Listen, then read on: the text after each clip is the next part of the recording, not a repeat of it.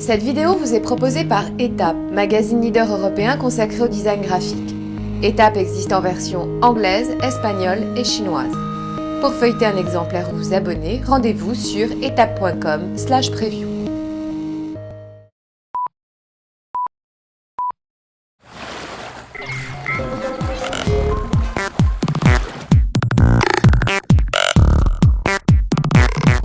Quand j'étais jeune, je voulais être architecte. Mes parents m'ont dit ça c'est pas un métier, j'étais pas un mauvais bougre, j'ai suivi les conseils de mes parents, donc j'ai fait des études commerciales.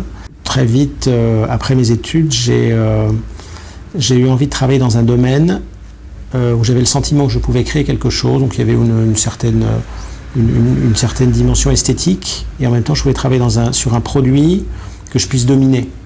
Donc je ne voulais pas dépendre d'ingénieurs qui m'auraient dit « Attendez, monsieur Thibierge, si vous ne comprenez rien, c'est tout à fait normal, faites-nous confiance, c'est comme ça que ça se passe et c'est pas autrement. » Je ne voulais pas de ça, moi je voulais vraiment dominer mon sujet.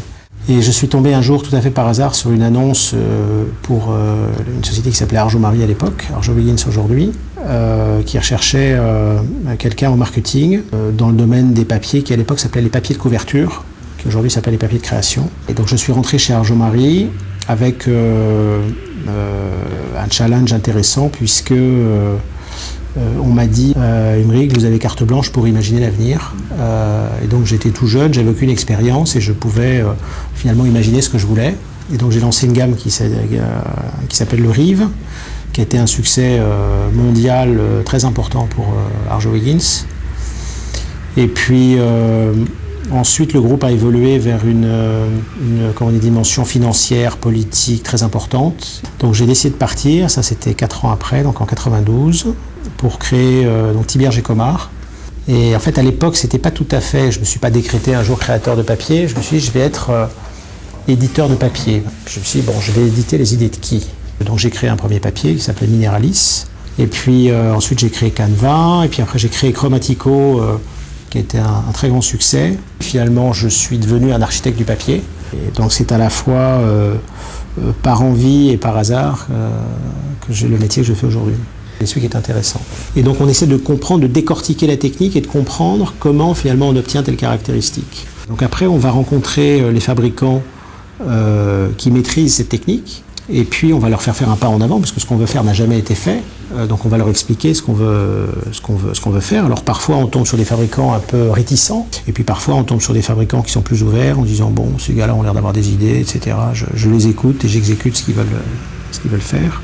Et donc on met au point une recette de fabrication qu'on met sur la machine, et on a souvent de très très bonnes surprises parce que le résultat va au-delà de ce qu'on imaginait. C'est tout à fait expérimental, et donc mon métier se justifie pleinement au pied de la machine à papier en donnant un certain nombre d'indications sur ce qu'il faut faire ou pas faire pour obtenir le bon papier.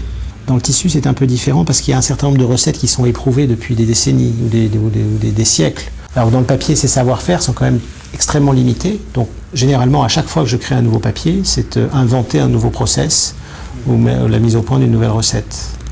Donc on est en permanence à la pointe de l'invention, à la fois de la création et de l'invention.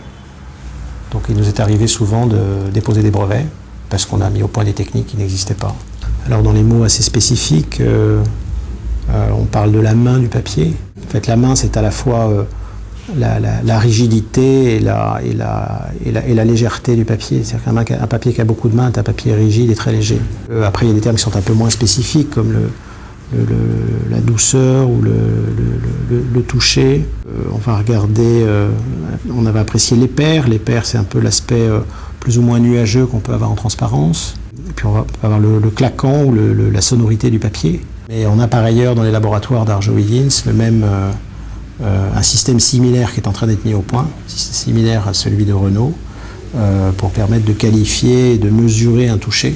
Le toucher est important chez Arjo Wiggins dans de nombreux domaines, en particulier dans les billets de banque. Donc le rapport entre le doigt et le papier, la perception, le glissant, la salissure, etc. Mais ensuite l'observation de papier ancien va me permettre de retrouver des techniques qui ont peut-être plus ou moins disparu. J'ai par exemple pour un papier qu'on n'a finalement jamais développé, mais sur lequel on a commencé à travailler il y a une dizaine d'années. L'idée était de créer des papiers qui sont comme les tissus damassés, c'est-à-dire de créer une trame dans le papier par l'orientation de 2 trames différentes, pouvoir créer des motifs. Finalement, l'observation de papier qui date probablement avant la Deuxième Guerre, et l'observation détaillée de ces papiers m'a fait comprendre qu'il existait une technique autrefois qui a disparu aujourd'hui.